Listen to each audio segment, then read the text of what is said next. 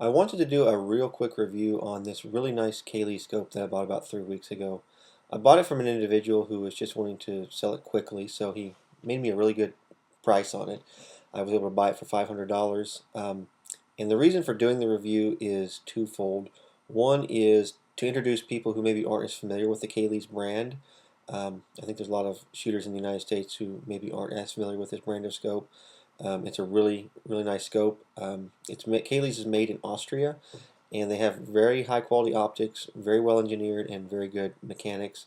I put them up there with, say, a Schmidt and Bender, a Zeiss, or a Swarovski scope. Also, the second reason for doing this right now is because I've also just sold this scope. Um, I sold it on eBay and was able to sell it for and make some money on it. That was not my intent when I bought this scope. I intended to mount it on a Schmidt Rubin K31. Unfortunately, the scope mount on the K31 has a specific type of rail which limits which type of scope ring options I have. And this scope has a 30 millimeter tube with a 50 millimeter objective, and with that combination, the objective is not going to clear the rear sight on the K31.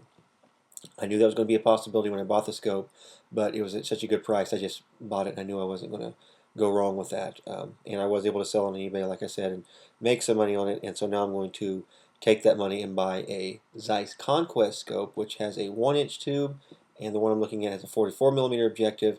And with that combination, it'll mount on the K31 rifle. But I hate to see it go. It's a really nice scope. I've actually never owned a Kahles brand before, so I was glad to get my hands on one and be able to look through it and do this review for you. So first thing I'll do is I'll show you underneath the cap the adjustments on this scope.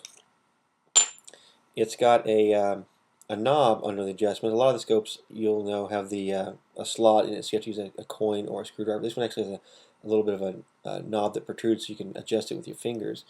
And I want to turn this so you can hear the clicks. It's got very solid click adjustments, and that's common for this brand and this quality of scope.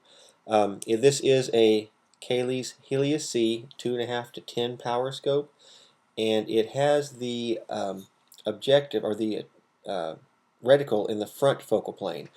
I'm going to attempt to demonstrate that and what that means, and I say attempt because if you've ever attempted to take a video or a picture down a scope tube, you'll know how difficult that is.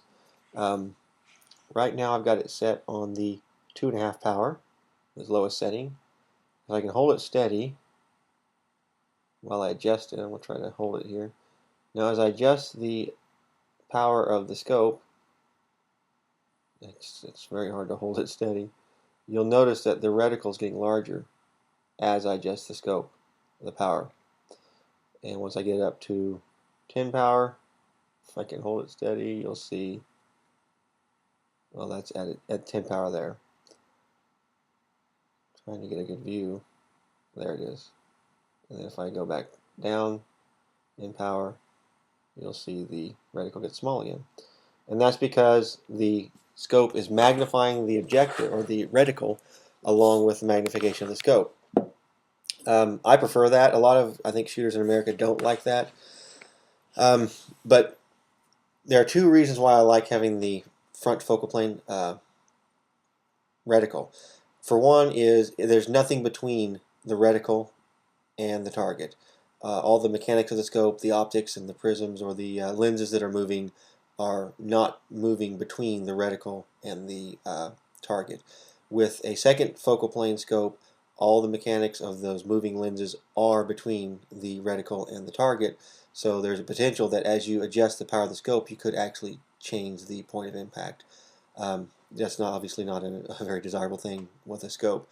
With higher quality scopes and modern technology, I don't think, or at least I've been informed or led to believe, that that's not so much of an issue. The other reason for me liking the front focal plane reticle is if you had a reticle that was a range-finding reticle, it would work. The range-finding would work on all power. So in this case, from 2.5 all the way up to 10 power, the range-finding function would work. Whereas if it was a reticle in the second focal plane, typically they only work on like a 10 power.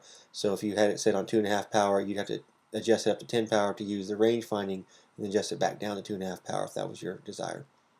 So that's a very crude demonstration of the front focal plane objective. Again, the purpose of this is to introduce you to the brand of Kahles in case you maybe aren't as familiar with it. If you happen to run across one and have an opportunity to buy one at a good price, as I did, I encourage you to do so so you can play around with it, and I think you'll like it very well. I think the opportunity to buy one at a good price exists because they are a lesser known scope in the United States, so I think a lot of times they might be sitting on a shelf or sitting advertised somewhere for sale, and there's just not a lot of people who know what they are. So you might could make an offer on one and get a good price on it. I hope this has been a enjoyable and informative review for you, and I'll try to work on some other reviews to do in the future. Thanks for watching.